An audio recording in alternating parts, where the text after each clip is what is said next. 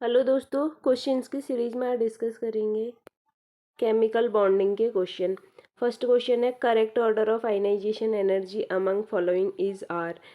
Ionization energy का order पूछ रहे हैं और आयनाइजेशन एनर्जी के ऑर्डर की बात करें। आयनाइजेशन एनर्जी का जो ऑर्डर होता है उसमें जो बीएमओ में इलेक्ट्रॉन होते हैं, यानी कि बॉन्डिंग मॉलिक्यूलर ऑर्बिटल में जो इलेक्ट्रॉन होते हैं उनकी आयनाइजेशन एनर्जी ज़्यादा होती है, क्योंकि ये जो ऑर्बिटल है वो नीचे एग्जिस्ट करता है।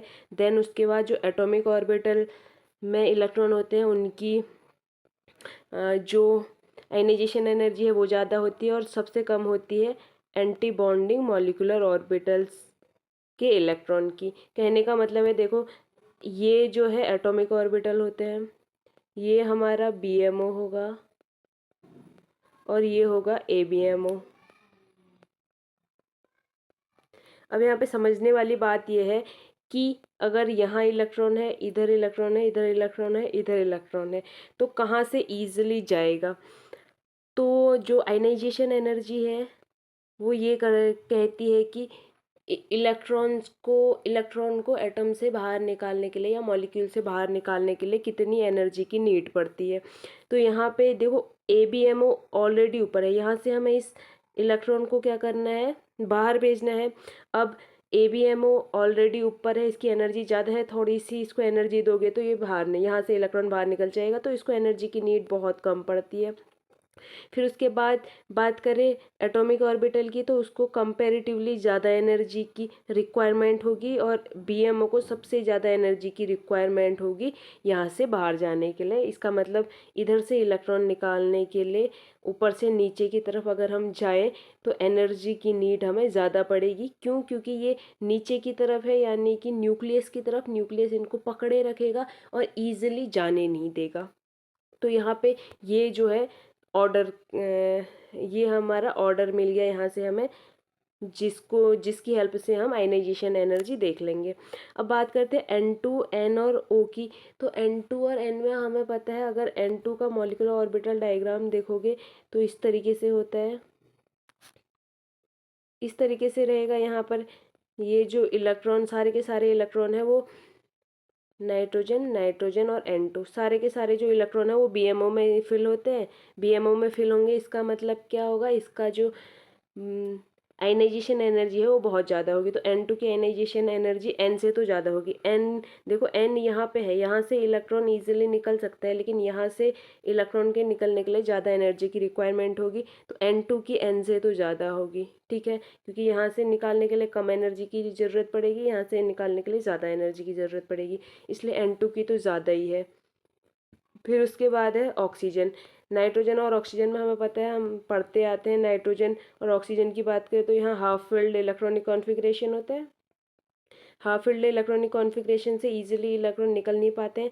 जबकि ऑक्सीजन की बात करें तो यहाँ हाफ फिल्ड ना होकर एक इलेक्ट्रॉन एक्स्ट्रा होता है और ये इलेक्ट्रॉन ईजिली निकल जाता है। इसलिए निकल जाता है क्योंकि इस इलेक्ट्रॉन के निकलने के बाद जो कॉन्फ़िगरेशन मिलेगा वो हाफ फिल्ड मिलेगा। तो इसका मतलब यहाँ से इलेक्ट्रॉन निकालने के लिए ज़्यादा एनर्जी की नीड होगी और कंपैरेटिवली ये जो इलेक्ट्रॉन है वो ईजिली निकल जाएगा। तो नाइट्रोजन की ज़्यादा होने वाली है आयनाइजेशन एनर्जी, नाइट्रोजन से इलेक्ट्रॉन निकालना मुश्किल होगा, ज़्यादा एनर्जी की नीड होगी, और ऑक्सीजन की कम रहेगी। इसका मतलब N2 की सबसे ज़्यादा, फिर नाइट्रोजन की, फिर ऑक्सीजन की, ये करेक्ट है। फिर उसके बाद नाइट्रोजन, ऑक्सीजन और O2। देखो नाइट्रोजन की ज़्यादा है ऑक्सीजन से, इतना तो हमें पता है, और O2 की ऑक्सीजन से कंपेयर कर लेंगे तो O2 का हमें मॉलिक्यूलर ऑर्बिटल डायग्राम पता है। इधर अगर ऑक्सीजन है तो O2 का मॉलिक्यूलर ऑर्बिटल डायग्राम कुछ इस तरीके से होता है। हमें पता है यहाँ पे जो नीचे के बॉन्डिंग मॉलिक्यूलर ऑर्बिटल है वो तो सारे फिल ही होते हैं, साथ में एंटी बॉन्डिंग भी में भी इलेक्ट्रॉन प्रेजेंट होते हैं। अब एबीएमओ में इलेक्ट्रॉन प्रेजेंट है तो यहाँ से जो इस इलेक्ट्रॉन को बाहर निकालने के लिए जो एनर्जी की रिक्वायरमेंट होगी वो बहुत कम होगी। किसके कंपैरिजन में कम होगी? ऑक्सीजन के कंपैरिजन में, ठीक है। तो ऑक्सीजन से जो ऑक्सीजन है, यहाँ से इलेक्ट्रॉन निकालने के लिए थोड़ा ज़्यादा एनर्जी की ज़रूरत पड़ेगी इन कंपेरिजन विद O2, यानी कि O2 से ईजिली निकल जाएगा क्योंकि ऊपर से ही निकालना है, एबीएमओ से निकालना है। जबकि ऑक्सीजन में हमें नीचे यानी कि एटॉमिक ऑर्बिटल से निकालना है। तो इसका मतलब ऑक्सीजन से निकालना टफ होगा इन किसके कंपैरिजन में? O2 के कंपैरिजन में। तो यहाँ हमारा सीक्वेंस नाइट्रोजन का तो ऑक्सीजन से ज़्यादा ही है और O2 सबसे लास्ट में रहेगा, क्योंकि O2 में हमें एंटी बॉन्डिंग से इलेक्ट्रॉन निकालने पड़ते हैं। तो ये जो दूसरा है वो भी हमारा करेक्ट सीक्वेंस ही दिया है। देन आफ्टर दैट पहले फोर्थ नंबर का चेक कर लेते हैं। फोर्थ में क्या दिया, N2C2 और O2। N2C2 और O2 में ध्यान रखना, N2C2 और O2 की अगर मैं बात करूँ तो जो N है इसमें मॉलिक्यूलर ऑर्बिटल डायग्राम इस तरीके से होगा।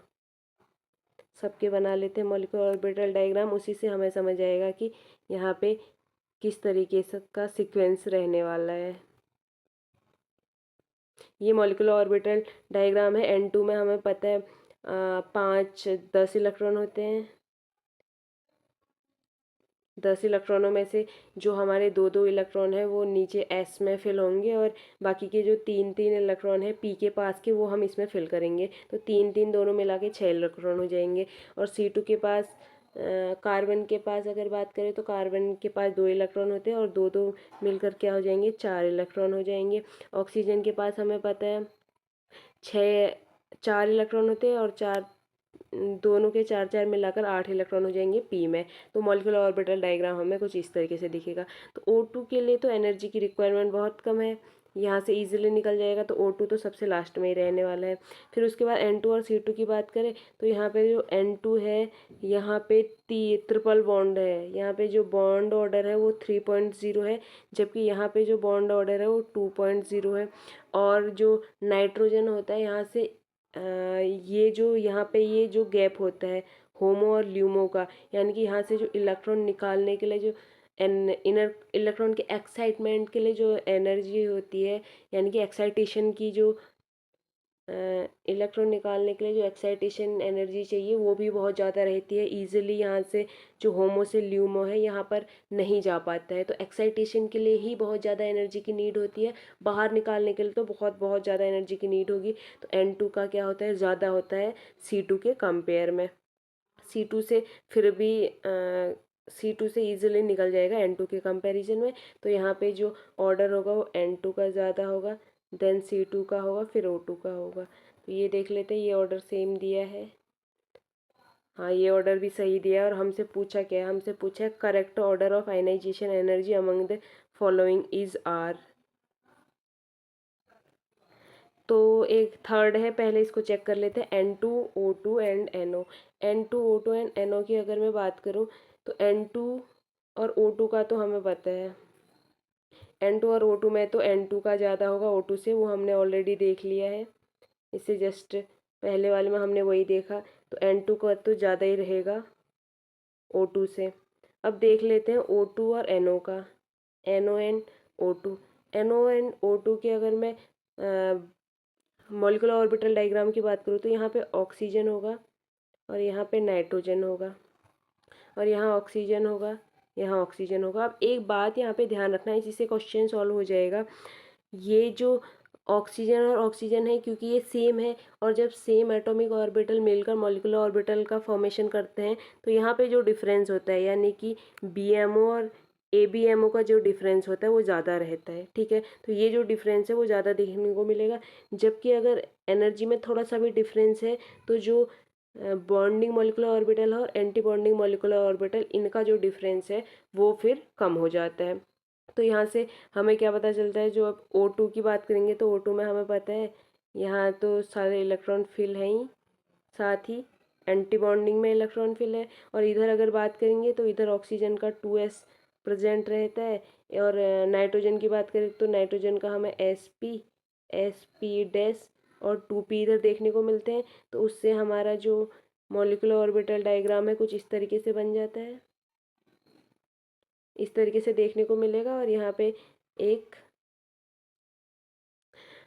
नॉन बॉन्डिंग देखने को मिलेगा। इन दोनों के इलेक्ट्रॉन्स की बात करें तो ऑक्सीजन के जो इलेक्ट्रॉन है उनका नंबर 3 2 5 रहेगा, और इधर जो नाइट्रोजन का 5 इलेक्ट्रॉन रहेंगे, और ऑक्सीजन के इलेक्ट्रॉन का नंबर जो होगा सिर्फ 4 होगा, क्योंकि जो S के इलेक्ट्रॉन है इधर जा चुके हैं। यहाँ S और P दोनों के इलेक्ट्रॉन की बात की है, क्योंकि यहाँ पे sp मिक्सिंग हुई है, वो जो कि नाइट्रोजन में होती है और ऑक्सीजन में नहीं होती है। तो यहाँ पे अगर इलेक्ट्रॉन की बात करें तो 9 इलेक्ट्रॉन होंगे, 2 2 4 2 6 9 है,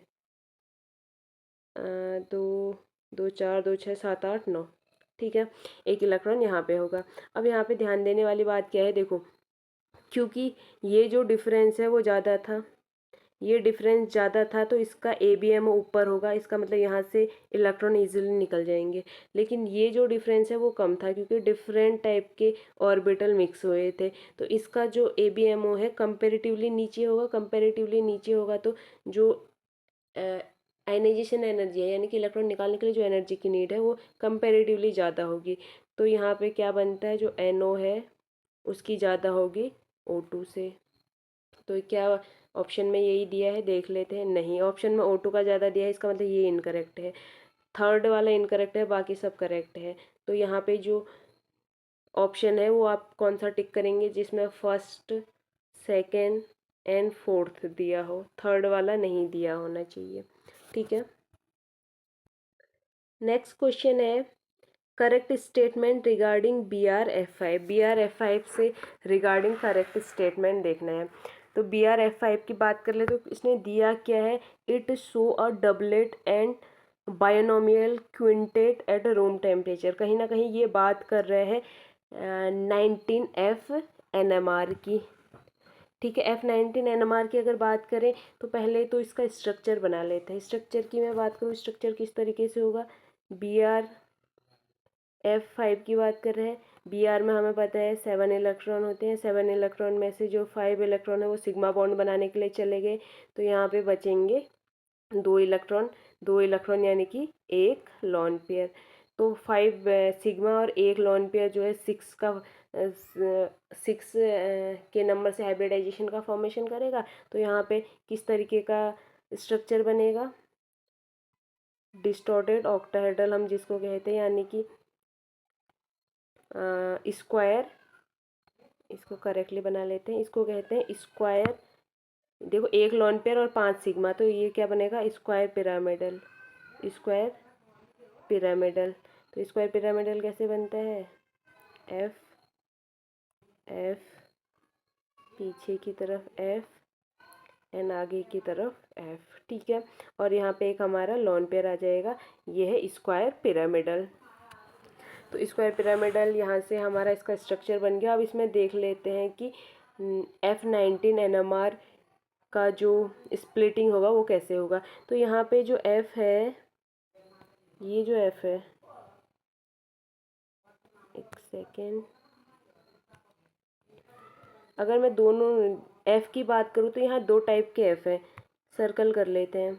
एक तो ये देखो, ये जो F है इनका एनवायरनमेंट सेम है, तो मैं इनको एक टाइप का F लूँगी। और इस टाइप के F के लिए अगर स्प्लिटिंग की बात करें तो ये F किसकी वजह से स्प्लिटिंग करेंगे, ये F देखो सेम, अगर कोई भी एटम है तो खुद के जैसे एटम्स की वजह से स्प्लिटिंग नहीं करता। तो इस F के लिए बाकी के F तो सेम है, तो उनकी वजह से तो स्प्लिटिंग नहीं करेगा।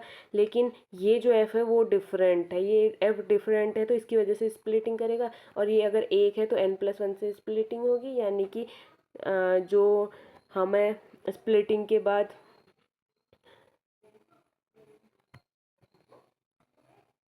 सिग्नल देखने को मिलेगा वो डबलेट होगा। एक अगर F है तो यहाँ पे जो एक F होने पर जो सिग्नल होता है वो डबलेट देखने को मिलता है, यानी कि जो स्प्लिटिंग है सिग्नल की वो डबलेट के फॉर्म में होगी। अब बात करते हैं दूसरे F की। दूसरे F की बात करें तो दूसरा F ये है, ये जो F है इसका इन्वायरमेंट और FO से डिफरेंट है, तो ये हमारा दूसरे टाइप का F हो गया। अब ये किसकी वजह से स्प्लिटिंग करेगा, बाकी के F की वजह से। बाकी के F तो इससे डिफरेंट है तो उन सब की वजह से स्प्लिटिंग करेगा, यानी कि 4+1 की स्प्लिटिंग करेगा 5। और 5 जो होता है 5 की स्प्लिटिंग, इसको कहते हैं क्विंटेट। ठीक है, तो एक बार ऑप्शन ढूंढ लेते हैं, ऑप्शन देख लेते हैं ऑप्शन में क्या कह रहा है। ऑप्शन कह रहा है it show a doublet and binomial quintet at room temperature. ये कह रहा है रूम टेम्परेचर पर ये डबलेट और बायनोमियल क्विंटेट शो करता है, ये सही बात है। एक तो डबलेट बना रहा है और एक क्विंटेट, इसका मतलब ये करेक्ट ऑप्शन है। उसके बाद कह रहा है it show quartet and triplet. देखो क्वार्टेट और ट्रिपलेट शो नहीं कर रहे हैं, पहले कह दिया डबलेट और क्विंटेट शो करेगा। अब 450 इट शो ओनली 1 सिग्नल। देखो टेम्परेचर अगर 450 केल्विन से ऊपर कर दिया चाहिए। तो ये टेम्परेचर जो है बहुत लार्ज टेम्परेचर है और बहुत ज़्यादा जब टेम्परेचर इसको दिया जाता है तो ये जो है एक दूसरे में कन्वर्ट होने लग जाते हैं, यानी कि फ्लक्जोनियल बिहेवियर शो करने लग जाते हैं। और इस केस में सबका जो सिग्नल है वो एक ही आता है, तो सबका सेम सिग्नल आएगा, सबका एक ही सिग्नल मिलेगा। तो ये जो है ये करेक्ट है। Above 450 kelvin it show only one signal, क्यों? क्योंकि फ्लक्जोनियल बिहेवियर शो करेगा। अब ये कह रहा है इट शो फ्लक्जोनियल बिहेवियर, ये फ्लक्जोनियल बिहेवियर शो करेगा पूछ रहा है। देखो ये वाला और ये दोनों डिफरेंट है। कैसे डिफरेंट है? ये कह रहा है 450 पर, हाँ 450 पर जरूर करेगा, लेकिन नॉर्मल इसने कोई टेम्परेचर मेंशन नहीं किया, नॉर्मल ये पूछ रहा है इट्स ऑफ फ्लेक्जोनियल बिहेवियर।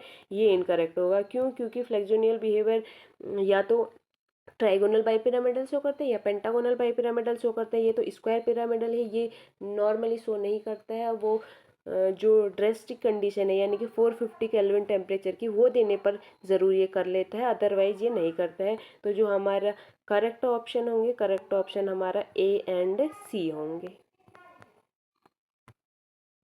अगला क्वेश्चन है the term symbol of a molecule with electronic configuration. Electronic configuration दिया है और इसके लिए टर्म सिंबल पूछा है और ऑप्शन दे रखे हैं हमें। अब इलेक्ट्रॉनिक कॉन्फ़िगरेशन से हमें क्या पता चल रहा है, यहाँ पे जो 1 पाई अनजीरेट है उसके पास 2 इलेक्ट्रॉन है, और 1 पाई दूसरा जो अनजीरेट है उसके पास 1 इलेक्ट्रॉन है। यानी कि इलेक्ट्रॉनिक कॉन्फ़िगरेशन कुछ इस तरीके से है। जो पाई अनजीरेट वाले हैं, पाई अनजीरेट जो हमारा होता है, यानी कि जो पाई स्टार होता है उस, सॉरी पाई जो नॉर्मल पाई बॉन्डिंग वाले होते हैं उनकी बात हो रही है। पाई स्टार जो है वो जीरेट होते हैं। तो यहाँ पे बात की जाए तो एक में 2 इलेक्ट्रॉन है और एक में 1 इलेक्ट्रॉन है। अब इसके बेसिस पे देख ले, इसके बेसिस पे अगर देखेंगे तो जो हमारा एल है, एल की वैल्यू देखो, एल की वैल्यू यहाँ से इधर से ये जो है ये +1 शो करता है और ये -1 शो करता है, इतना हमें पता है। तो +1 वाले दो हैं, +1 और -1, तो आंसर हमारा +1 आएगा। और +1 में 0 में सिग्मा होता है और 1 में क्या रहता है? पाई रहता है। 2 में फिर डेल्टा फाई इस तरीके से हो जाते हैं। तो 1 है तो हमारा पाई रहेगा। फिर उसके बाद दूसरा हम मल्टीप्लिसिटी हम कैसे देखते हैं? 2s+1 यहाँ पर n+1 यानी कि नंबर ऑफ अनपेयर्ड इलेक्ट्रॉन +1 से हो जाती है। नंबर ऑफ अनपेयर्ड इलेक्ट्रॉन 1 है, यानी कि 1 + 1 = 2। तो यहाँ से क्या होगा? 2 जो है मल्टीप्लिसिटी आ जाएगी हमारी। तो यहाँ पर 2 पाई तो हमें मिल गया है। उसके बाद हमें जीरेट और अनजीरेट चेक करना है। देखो अनजीरेट, यहाँ पे दोनों का अनजीरेट है, अनजीरेट इंटू अनजीरेट, और ये भी अनजीरेट है इंटू अनजीरेट। 2 बार अनजीरेट मिलते तो जीरेट बनाते, फिर जीरेट अनजीरेट मिले तो फिर अनजीरेट बनाएंगे। इसका मतलब इसका यहाँ पे क्या आएगा? अनजीरेट आएगा, 2 पाई अनजीरेट। तो यही आंसर होगा, जो 2 पाई अनजीरेट है, यानी कि फर्स्ट ऑप्शन यही करेक्ट होगा। अगला क्वेश्चन है correct order of bond angle from following. जो नीचे दे रखे हैं ऑप्शन, इनमें जो correct order of bond order है वो पूछ रखा है, ठीक है। तो बॉन्ड ऑर्डर का अगर करेक्ट सीक्वेंस हम देखें तो यहाँ पे हमें क्या पता होता है कि अगर लोन पेयर के नंबर ऑफ लोन पेयर अगर कम होंगे तो जो बॉन्ड एंगल है वो ज़्यादा होगा, बॉन्ड एंगल ज़्यादा होगा। क्यों ज़्यादा होगा? क्योंकि जो लोन पेयर है उनमें ज़्यादा रिपल्सन होता है तो वो बॉन्डों को पास में भेज देते हैं और बॉन्ड ऑर्डर कम कर देते हैं। लेकिन अगर नंबर ऑफ़ लोन पेयर ही नहीं है या नंबर ऑफ़ लोन पेयर कम है तो वो ज़्यादा रिपल्सन क्रिएट नहीं करेंगे और बॉन्ड जो है एक बॉन्ड दूसरे बॉन्ड से थोड़ा दूर जाएगा।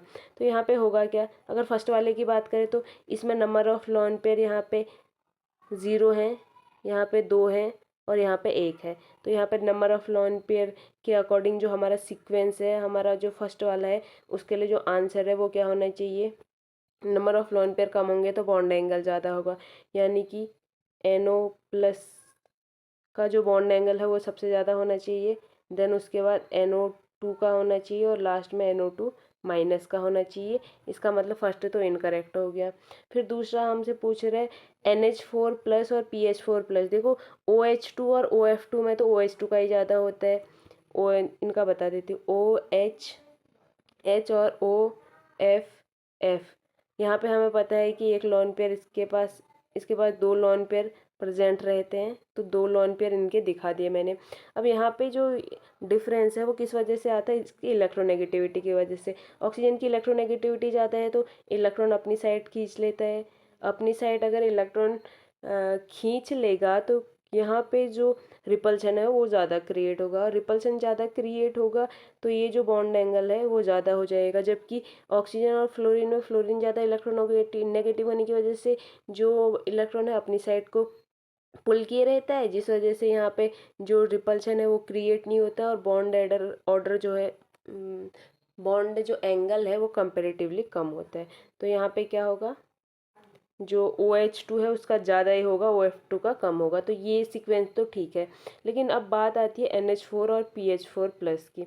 NH4 प्लस और PH4 प्लस की अगर मैं बात करूँ, NH4 प्लस और PH4 प्लस, अब हमें एक बात पता होती है कि अगर किसी एटम पर, अगर किसी सेंटर एटम पर, ये चीज़ नोट करना, अगर किसी सेंटर एटम पर कोई लॉन पेयर प्रेजेंट नहीं है, कोई लॉन पेयर प्रेजेंट नहीं है, और उसके जो सारे के सारे सराउंडिंग एटम है, सराउंडिंग एटम सेम है, सराउंडिंग एटम सेम है, तो जो उसकी ज्योमेट्री होती है वो रेगुलर ज्योमेट्री होती है। रेगुलर ज्योमेट्री मीन टू से यहाँ पर NH4 की क्या होगी, टेट्राहेड्रल, और PH4 की क्या होगी, टेट्राहेड्रल। अब दोनों की टेट्राहेड्रल है तो 109.4 के आस अप्रोक्स इनका क्या रहेगा, बॉन्ड एंगल। इसका मतलब दोनों का बॉन्ड एंगल इक्वल होगा। तो यहाँ पर तुम बॉन्ड एंगल को एक का ज़्यादा है एक का कम है नहीं दिखा सकते, तो ये इनकरेक्ट हो गया। फिर उसके बाद है OCl2, OF2 और OH2। OCl2, OF2, OH2 में यहाँ हमें साफ दिख गया, हमें पता है OH2 का OF2 से ज़्यादा होता है, तो ये भी इनकरेक्ट हो गया। उसके बाद अब है PH4 प्लस NMe प्लस। देखो इन दो, ये दोनों क्या है, टेट्राहेड्रल है।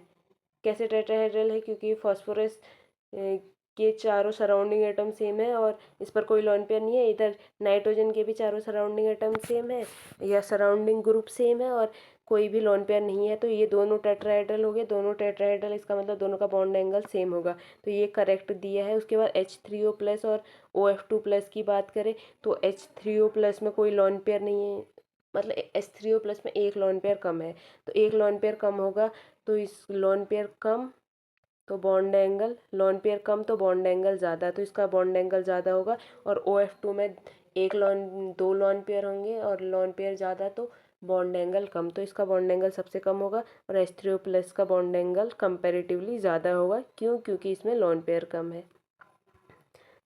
ये हो गया हमारे चारों ऑप्शन। तो चारों ऑप्शन से हमारा कंक्लूजन क्या निकला कि जो 4th नंबर का ऑप्शन है वो करेक्ट होगा, बाकी इनकरेक्ट होंगे। अगला क्वेश्चन है, which of the following sequence is correct for bond angle. Correct है इधर पे, इनमें से कौन सा बॉन्ड एंगल का जो सीक्वेंस है वो करेक्ट होगा।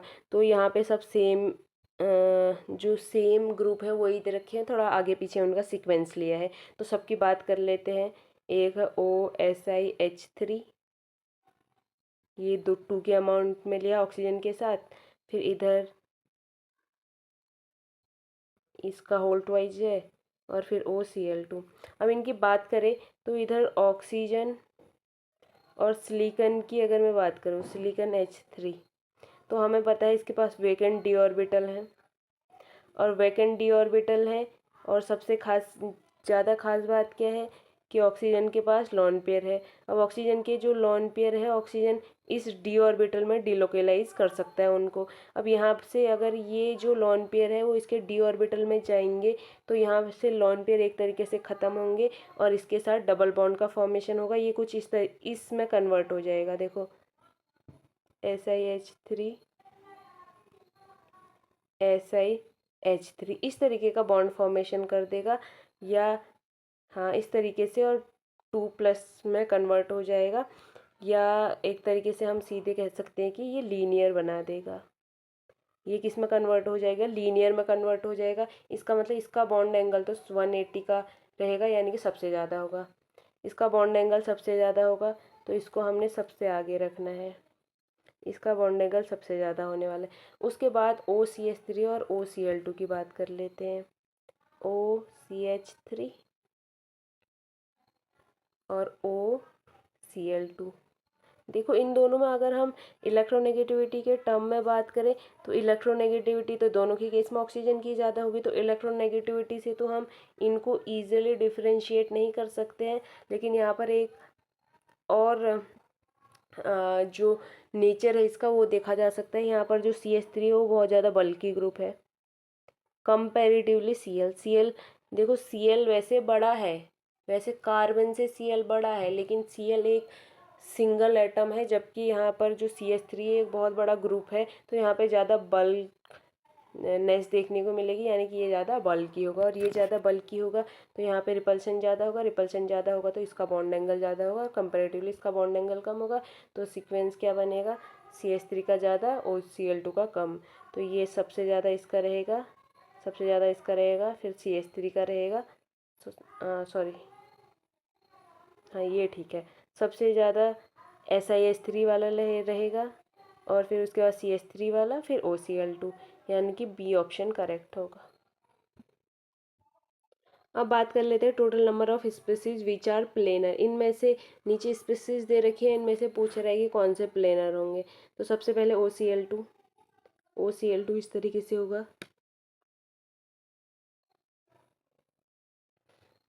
OCl2 में OCl2 को आप देखोगे तो ये प्लेनर है, एक ही प्लेन में है। ऑक्सीजन और दोनों क्लोरीन जो है एक ही प्लेन में है। लॉन पेयर यहाँ नहीं देखे जाते हैं बिकॉज जो स्पीसीज है नॉर्मली उसमें हम क्या देखेंगे, एटम और एटम या जो भी ग्रुप है उनको देखेंगे और लॉन पेयर को इग्नोर करेंगे। तो ये हमारा क्या होगा, प्लेनर होगा।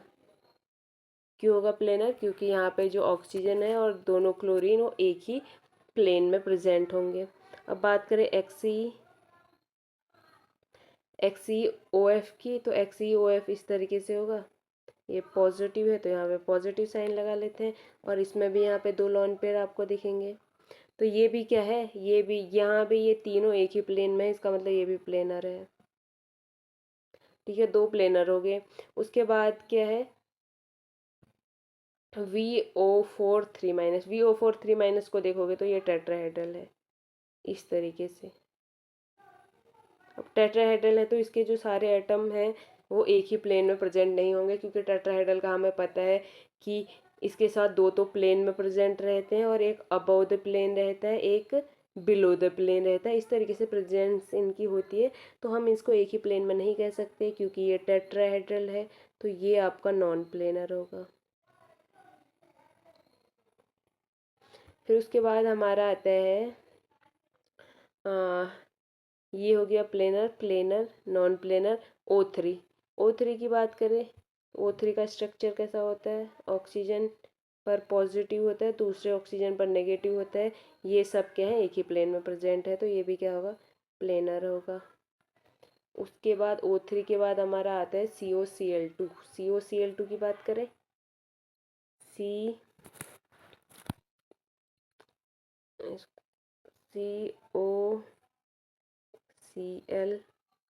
कार्बन के देखो सारी वैलेंसी कंप्लीट हो गई है, और ये ट्राइगोनल प्लेनर है ट्राइगोनल प्लेनर, इसका मतलब ये क्या है, प्लेनर है।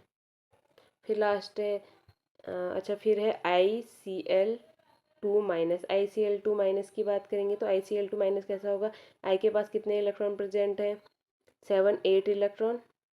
एक ये हो गया, साथ इसके खुद के हो गए, एक ये वाला हो गया, तो क्या होगा, 8 इलेक्ट्रॉन। दो सिग्मा बॉन्ड में जाएंगे क्लोरीन के साथ, बाकी 3 क्या बनाएंगे, लॉन पेयर। और ये हमारा कौन सा हाइब्रिडाइजेशन बन रहा है, sp3d। इसमें हमारा स्ट्रक्चर कैसा बनता है, ये हमारा बीच में अगर I है तो ये हमारा Cl होगा, यहाँ भी हमारा Cl होगा, और जितने भी लॉन पेयर हैं वो कहाँ होंगे, इक्वेटोरियल पोजीशन पे। तो इस तरीके से होता है। और इसमें अगर सिर्फ एटम्स का अरेंजमेंट देखोगे तो ये भी क्या होगा, प्लेनर।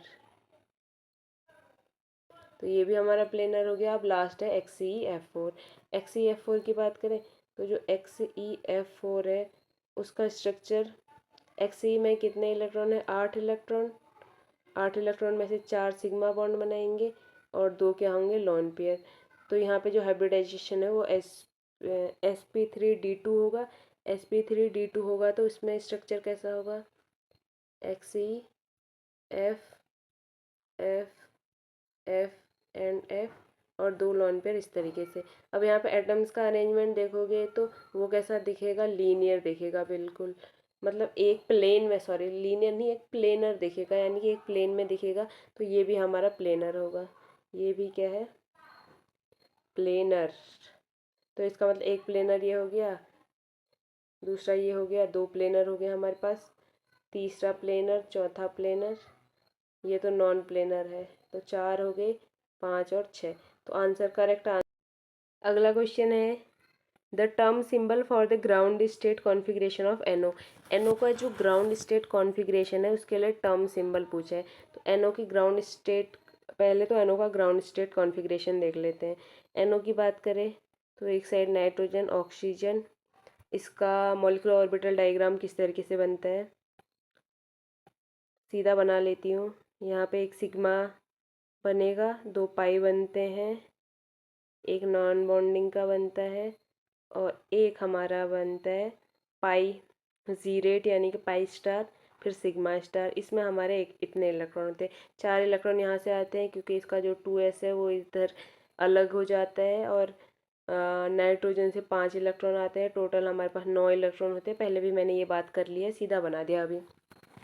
तो अब यहाँ पे जो 9 इलेक्ट्रॉन है उसमें से जो एक इलेक्ट्रॉन है वो हमारा एंटी बॉन्डिंग में गया है, ठीक है। तो ये हमारा ग्राउंड स्टेट है, किसकी, ये ग्राउंड स्टेट है एनओ की। यहाँ पर एक्साइटेशन स्टेट की बात नहीं की है, एक्साइटेड स्टेट की बात नहीं की है, तो हम सीधा ग्राउंड स्टेट मतलब जैसा हमें अभी दिख रहा है वैसे ही इसका टर्म सिंबल निकाल लेंगे। तो अब टर्म सिंबल की बात करें तो ये जो है पाई अनजीरेट होता है और ये पाई जीरेट होता है, ठीक है। तो ये जीरेट होगा और इधर भी जीरेट होता है, तो जीरेट जीरेट जीरेट, जीरेट अनजीरेट अनजीरेट अनजीरेट अनजीरेट जीरेट, इस तरीके से सीक्वेंस होता है। लेकिन यहाँ तो एक ही है, जीरेट है, एक इलेक्ट्रॉन है वो भी जीरेट में है, तो जो जी और यू की बात है वो तो जी आएगा, यानी कि जीरेट ही आएगा। फिर उसके बाद बात करें एल की, तो एक के लिए +1 होता है, दूसरे के लिए -1 होता है। अब इधर एक ही है तो यानी कि +1 ही होगा, और +1 अगर होगा, +1 में हमारा पाई होता है, तो इसका मतलब पाई रहने वाला है। फिर उसके बाद मल्टीप्लिसिटी की बात करें तो multiplicity n+1, number of unpaired electron +1 यानी कि 1 + 1 यानी कि 2 आएगा। तो इसकी वैल्यू 2 आएगी, टर्म सिंबल हमारा 2 पाई जीरेट होने वाला है।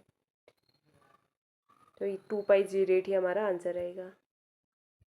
अगला क्वेश्चन है the HOMO to LUMO electronic transition responsible for the observed colour of chalcogen molecule. Chalcogen molecules की बात करें तो जो चाल्कोजेन मॉलिक्यूल होते हैं, चाल्कोजेन सबसे पहले तो पता होना चाहिए कौन से ग्रुप को कहते हैं। जो ऑक्सीजन ग्रुप होता है उसको चाल्कोजेन कहते हैं, जैसे जो हमारा फ्लोरीन ग्रुप होता है उसको हेलोजन कहते हैं, ठीक उसी तरह ऑक्सीजन ग्रुप को हम क्या कहते हैं, चाल्कोजेन। तो ऑक्सीजन ग्रुप का जो इलेक्ट्रॉनिक कॉन्फ़िगरेशन है हमें पता है किस तरीके से रहता है, पहले सिग्मा, फिर पाई, पाई स्टार और सिग्मा। इधर हमारे फुल इलेक्ट्रॉन फिल हुए होते हैं और यहाँ पे हमारा एक एक इलेक्ट्रॉन हाफ फिल होता है। अब इसमें बात की जाए इलेक्ट्रॉनिक ट्रांजिशन की, तो वो इलेक्ट्रॉनिक ट्रांजिशन कहाँ होगा, देखो ये जो इलेक्ट्रॉनिक ट्रांजिशन है वो यहाँ पे पॉसिबल है। ये इलेक्ट्रॉनिक ट्रांजिशन क्यों होगा, क्योंकि ऊपर वेकेंट साइट है और यहाँ से जो इलेक्ट्रॉन है वो यहाँ ऊपर इस वेकेंट साइड में जा सकते हैं। तो ये इलेक्ट्रॉन वेकेंट साइड में जा सकते हैं, तो यही जो ट्रांजिशन है यानी कि पाई टू पाई स्टार जो ट्रांजिशन है वही रिस्पॉन्सिबल होता है, वही रिस्पॉन्सिबल होता है for the observe colour of chalcogen. Chalcogen का जो कलर होता है उसके लिए कौन सा ट्रांजिशन रिस्पॉन्सिबल होता है, पाई टू पाई स्टार। अगला क्वेश्चन है the number of species having stereochemically active lone pair among, जो नीचे मॉलिक्यूल दिए हैं, स्पीसीज दिए हैं, इन स्पीसीज में पूछ रखे हैं कि किसके पास stereo chemically active lone pair present होंगे। तो stereo chemically active lone pair किसके पास प्रेजेंट होते, पहले तो वो बात कर लेते हैं। ये जो है डिस्टॉर्टेड जिसकी ज्योमेट्री होगी, डिस्टॉर्टेड कुछ भी हो सकता है लेकिन डिस्टॉर्टेड होना चाहिए, डिस्टॉर्टेड ऑक्टाहेड्रल या डिस्टॉर्टेड टेट्राहेड्रल, इस तरीके से जो डिस्टॉर्टेड ज्योमेट्री होती है, उन डिस्टॉर्टेड ज्योमेट्री इन डिस्टॉर्टेड ज्योमेट्री कि अगर ये जो डिस्टॉर्टेड ज्योमेट्री है, इनके जो लॉन पेयर होंगे, इनके लॉन पेयर वही हमारे stereo chemically active lone pair होंगे, एक्टिव लॉन पेयर। ठीक है, इसका मतलब कौन होंगे, इसका मतलब देखो यहाँ पे बात कर लेते हैं, इसकी, इसका और इसका, ये तीनों डिस्टॉर्टेड है। तो इन तीनों का जो होगा, ये इन तीनों के पास लॉन पेयर प्रेजेंट है और तीनों डिस्टॉर्टेड ऑक्टाहेड्रल होंगे। तो तीनों डिस्टॉर्टेड ऑक्टाहेड्रल होंगे तो यहाँ पे इनकी बात कर सकते हो, इन तीनों की कि ये स्टीरियो केमिकल लॉन पेयर है, इनके पास प्रेजेंट होगा, क्योंकि लॉन पेयर तो यहाँ पे सबके पास प्रेजेंट है, लेकिन डिस्टॉर्टेड सिर्फ ये होते हैं। ये डिस्टॉर्टेड इसलिए नहीं होते, लॉन पेयर होने के बावजूद भी ये डिस्टॉर्टेड क्यों नहीं है, ये इसलिए नहीं है क्योंकि एक्सपेरिमेंटली ये जो है प्योर ऑक्टाहेड्रल पाए गए हैं। ठीक है, और XCF8-2 भी डिस्टॉर्टेड नहीं होता है, इसका मतलब ये डिस्टॉर्टेड है, तो यही हमारे stereo chemically active lone pair show करेंगे या इन्हीं के पास प्रेजेंट होंगे। अगला क्वेश्चन है, the incorrect statement about XCF3 is. XCF3 के बारे में इनकरेक्ट स्टेटमेंट पूछा है। पहले थोड़ा सा XCF3 के बारे में जान लेते हैं। तो XCF3 की बात करें तो इसका पहले फॉर्मेशन कैसे होता है, फॉर्मेशन होता है XCF2 को जब ट्रीट कराते हैं AsF6 से, सॉरी AsF5 से, तो यहाँ पे जो AsF5 होता है ये स्ट्रॉन्ग फ्लोरिनेटेड लुइस एसिड होता है, यानी कि एसिड, लुइस एसिड कौन होते हैं, जो इलेक्ट्रॉन एक्सेप्ट करते हैं, ये फ्लोरिनेटेड लुइस एसिड है, इसका मतलब F- एक्सेप्ट करेगा। ठीक है, अब ये F- एक्सेप्ट करेगा तो ये क्या बनेगा, ये बनेगा आपका AsF6-। ठीक है, यहाँ पे एक बात क्या ध्यान रखनी है, ये जो है स्ट्रॉन्ग फ्लोरिनेटेड लुइस एसिड होता है, यानी कि इलेक्ट्रॉन एक्सेप्ट करता है कौन से, फ्लोरीन के साथ वाले। फिर उसके बाद ये 2 के अमाउंट में लिया जाता है और यहाँ पर हमारा इसके साथ जो दूसरा प्रोडक्ट बनता है वो वही प्रोडक्ट बनता है जो हमसे पूछ रखा है, XCF3+।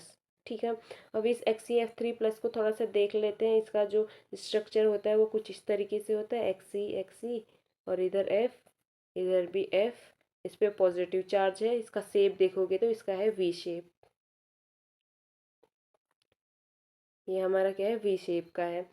अब ये वी शेप्ड हो गया, और क्या पता चला हमारे यहाँ से जो AsF6 है वो उसके साथ सॉरी AsF5 के साथ रिएक्शन करके XCF3+ का फॉर्मेशन करता है, और यहाँ पे जो AsF5 है वो स्ट्रॉन्ग फ्लोरिनेटेड लुइस एसिड होता है। ठीक है, अब यहाँ पे बॉन्ड एनर्जी की अगर मैं बात करूँ, देखो पहले ऑप्शन देख लेते हैं तब समझ आएगा कि किस चीज़ के बारे में बात करनी है। तो सबसे पहले इनकरेक्ट स्टेटमेंट पूछा है, it is V shaped, V shaped सही है, तो ये तो आंसर नहीं होगा, ये तो करेक्ट है।